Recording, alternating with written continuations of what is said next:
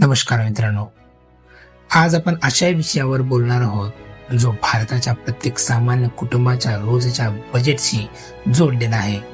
सकाळी उठल्यापासून रात्री झोपेपर्यंत आपण जे काही करतो, पेट्रोल भरण्यापासून ते दुधाचं बिल देण्यापर्यंत आणि मुलांची शाळेची फी भरण्यापासून ते रस्त्यावरून गाडी चालवण्यापर्यंत प्रत्येक ठिकाणी आपल्या खिशाला कसा कात्री लागते यावर आज आपण सविस्तर चर्चा करणार आहोत.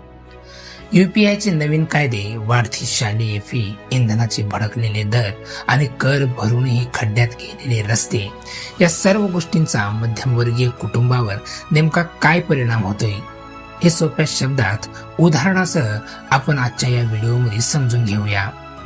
भाग 1 मध्ये आहे यूपीआयचे नवे कायदे आणि डिजिटल व्यवहार. सध्या डिजिटल इंडियाच्या युगात यूपीआय हे आपल्या दैनंदिन जीवनाचा महत्वाचा भाग बनला आहे. परंतु नुकत्याच झालेल्या संसदेच्या कायद्यातील तरतुदीनुसार आणि आरबीआयच्या नियमानुसार 2000 पेक्षा जास्त मूल्याच्या मर्चंट व्यवहारावर किंवा व्यापारी पेमेंट शुल्क म्हणजेच MDR आकारणी आणि कर निगराणीबाबत नवीन धोरणे आणली जात आहेत. उदाहरणार्थ, समजा तुम्ही एखाद्या इलेक्ट्रॉनिक्स दुकानातून 5000 रुपयांची वस्तू यूपीआयने खरेदी केली किंवा दुकानदाराला पेमेंट केले, तर त्यावर आकारले जाणारे शुल्क अप्रत्यक्षपणे ग्राहकावर किंवा छोट्या व्यापाऱ्यांच्या नफ्यावर परिणाम करू शकते. याशिवाय वर्षभरातील मोठ्या यूपीआय व्यवहारावर आयकर विभागाची थेट नजर राहते, ज्यामुळे डिजिटल व्यवहार पूर्णपणे मोफत आणि सुटसुटीत राहतील का असा प्रश्न सामान्य नागरिकांच्या मनात निर्माण झाला आहे. इंधनाचे दर आणि महागाईचा दुष्टचक्र.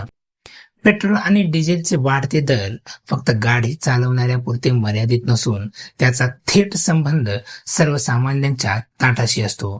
जेव्हा डिझेलचे दर वाढतात तेव्हा भाजीपाला, धान्य आणि दुधाची वाहतूक करणाऱ्या गाड्याचे भाडे वाढते, ज्यामुळे बाजारात भाजी 30 रुपयावरून 60 रुपये किलोवर पोहोचते.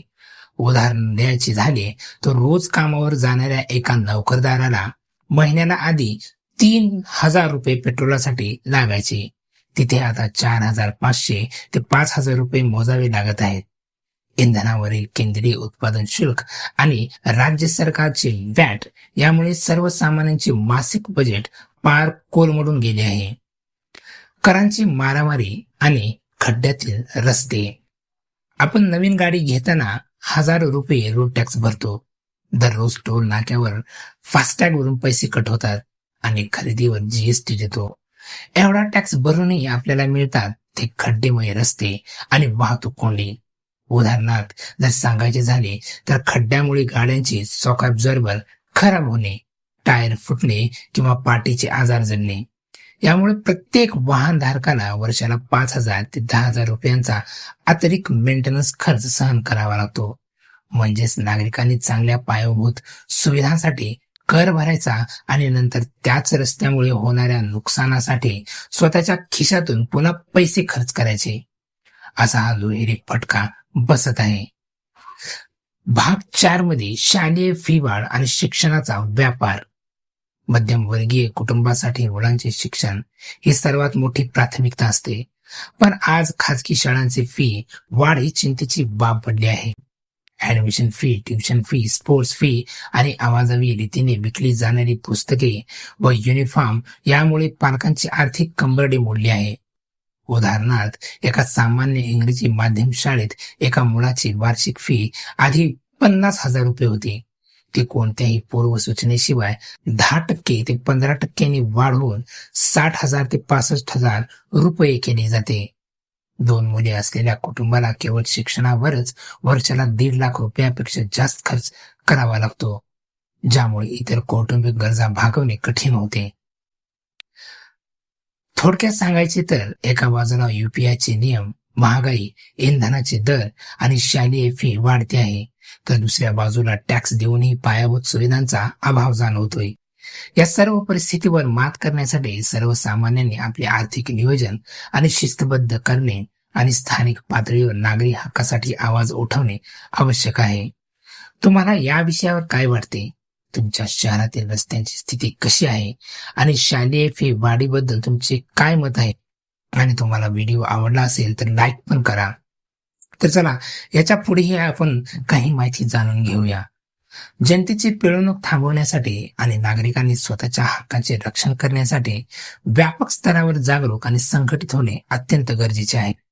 आणि लोकशाहीत जनता हीच खरी सत्ताधारी असते. परंतु माहितीचा अभाव आणि असंघटितपणामुळे सामान्य माणसाचे आर्थिक व सामाजिक शोषण होते.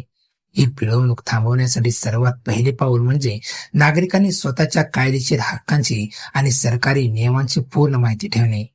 जेव्हा शाळा बेकायदेशीर फी वाढवतात, व्यापारी आवाजवी दर आकारतात किंवा प्रशासन कर घेऊनही खराब रस्ते देते, तेव्हा गप्प न बसता ग्राहक अधिकार मंच म्हणजे कंझ्युमर कोर्ट, माहितीचा अधिकार म्हणजे आरटीआय आणि शासकीय तक्रार निवारण कोर्ट जसे की सीपी क्राम्स किंवा स्थानिक महापालिका ऍप्स यासारख्या कायदेशीर मार्गाचा वापर केला पाहिजे. वैयक्तिक पातळीवर लढा देण्याऐवजी रहिवासी कल्याण संस्था, RWA, पालक शिक्षक संघ, PTA आणि स्थानिक नागरिक मंच यांच्या माध्यमातून संघटित होऊन सामूहिक आवाज उठवल्यास प्रशासन आणि संस्थांवर दबाव निर्माण होतो. यासोबतच नागरिकांनी राजकीय आणि नागरिक प्रक्रियेत सक्रिय सहभाग नोंदवणे काळाची गरज आहे. केवळ 5 वर्षातून एकदा मतदान करून थांबवण्याऐवजी लोकप्रतिनिधींना त्यांनी केलेल्या कामांचा, करांच्या वापराचा आणि पायाभूत सुविधांचा जाब विचारला पाहिजे. निवडणुका काळात आश्वासनापेक्षा आरोग्य, शिक्षण, रस्ते आणि महागाई यासारख्या मूलभूत मुद्द्यावर लोकप्रतिनिधींची उत्तरदायित्वे निश्चित केली पाहिजे. तसेच डिजिटल युगात सोशल मीडिया हे एक प्रभावी माध्यम आहे.